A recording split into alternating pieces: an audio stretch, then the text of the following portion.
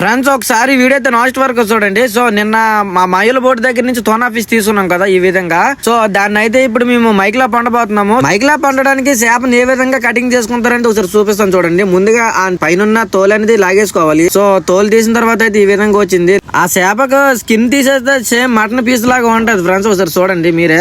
So దానికి ముళ్ళు ఏమి ఉండవు ఫ్రెండ్స్. అట్లయితే మైక్ లా పనుకుంటే చిన్న చిన్న ముక్కలు కటింగ్ చేసుకోవాలి. ఈ విధంగా కటింగ్ చేసుకుని మంచిగా కడిగేసుకుని అన్నయ్యకి అయితే ఇచ్చాను. సో ఇచ్చిన తర్వాత ఏంటంటే మెటీరియల్ మంచిగా కటింగ్ చేసుకుని ఉంచాడు అన్నయ్య. ఉంచిన తర్వాత లేట్ చేయకుండా పొయ్యి మీద ఎక్కిచ్చేసి వంట అయితే రెడీ చేసేస్తున్నాడు.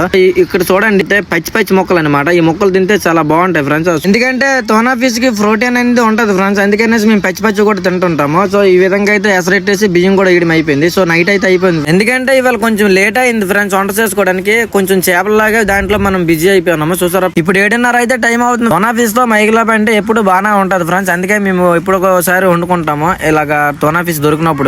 వంట అయితే పూర్తయింది కదా. మంచిగా కడుపు నిండా తినేసి మళ్ళీ చేపలకి అయితే యాడ్ చేస్తాము. దానికి వీడియోలు కూడా తీస్తాను ఫ్రెండ్స్. మన వీడియోలకి అయితే మంచిగా సపోర్ట్ చేస్తున్నారు. వీలైతే కొంచెం లైక్ అండ్ సబ్స్క్రైబ్ చేసుకోండి. మరొక మంచి వీడియోతో కలుద్దాం. సరేనా? బాయ్.